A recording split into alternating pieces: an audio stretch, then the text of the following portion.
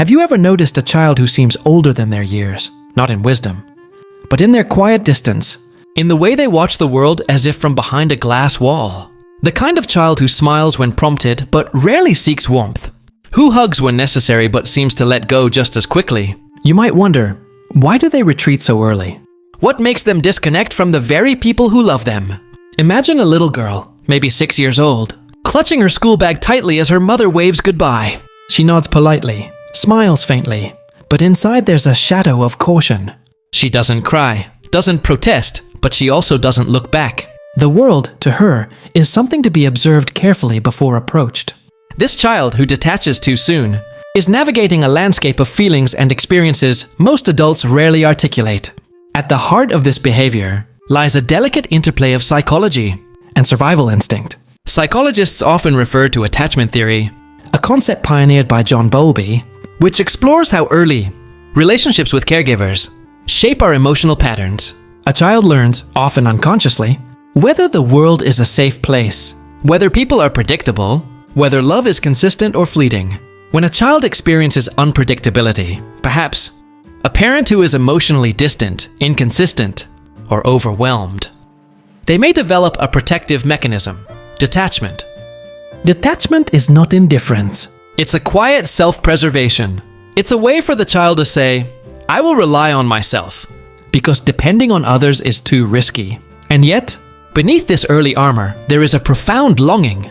The child who detaches too soon often dreams of connection, even while fearing it. They might watch their peers hug their parents, or laugh freely and feel a pang of envy. A silent wish for the same security, but also a belief that it may never fully be theirs. Consider the paradox. The child wants closeness, but simultaneously fears it. The world is both inviting and threatening. And here lies the delicate tension between conscious behavior and subconscious fear. The child consciously smiles, interacts and follows rules, but subconsciously keeps walls high, keeping emotions neatly boxed away.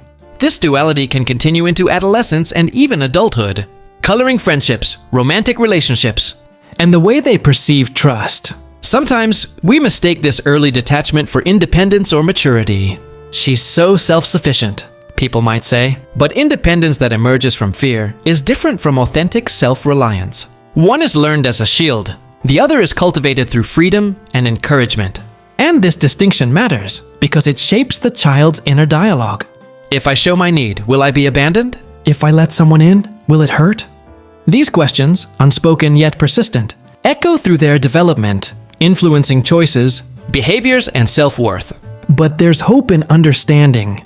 Recognizing detachment as a protective response, rather than a flaw, changes the way we approach the child. We begin to see the silent struggles beneath the composed exterior, the lonely moments when they long for reassurance, the subtle self-talk where they negotiate worthiness, the cautious steps they take toward trust. And in seeing them, truly seeing them, we start to understand a fundamental truth. Attachment and detachment are not opposites. They are part of a spectrum of human experience, shaped by circumstance, resilience, and hope. Let's delve deeper. Imagine now an adolescent who seems emotionally aloof, always slightly apart from friends, never fully participating, always observing. They might excel in academics or arts, gain praise from teachers, yet internally, they feel a subtle emptiness. It's as if part of their heart remains in a quiet, protected corner, hesitant to risk exposure. Neuroscience tells us that early experiences literally shape the developing brain. The amygdala, the center of fear and emotional response, becomes sensitized to potential threats. For the child who detaches early, even small relational inconsistencies can trigger this fear response. Their mind becomes wired for vigilance, noticing subtle cues, interpreting tone and expression, predicting disappointment. Over time, this becomes habitual. Emotional detachment becomes not just a strategy, but a default mode. And yet, what is fascinating is their inner richness. Many children who detach too soon develop a profound capacity for observation, empathy, and introspection. They notice nuances others miss. They are quietly creative, reflective, often wise beyond their years. Their detachment, while protective, also allows for deep self-awareness.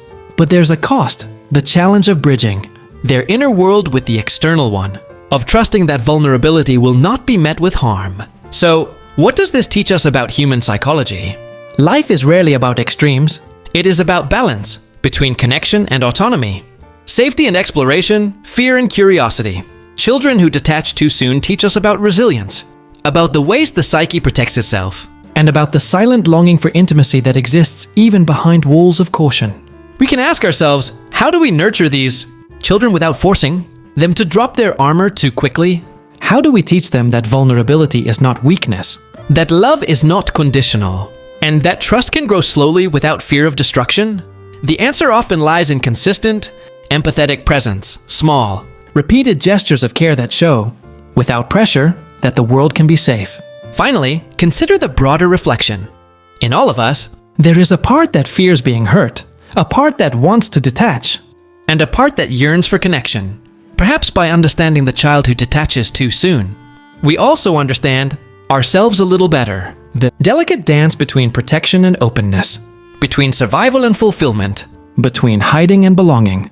The child who detaches too soon is not broken. They are cautious, tender, and profoundly human.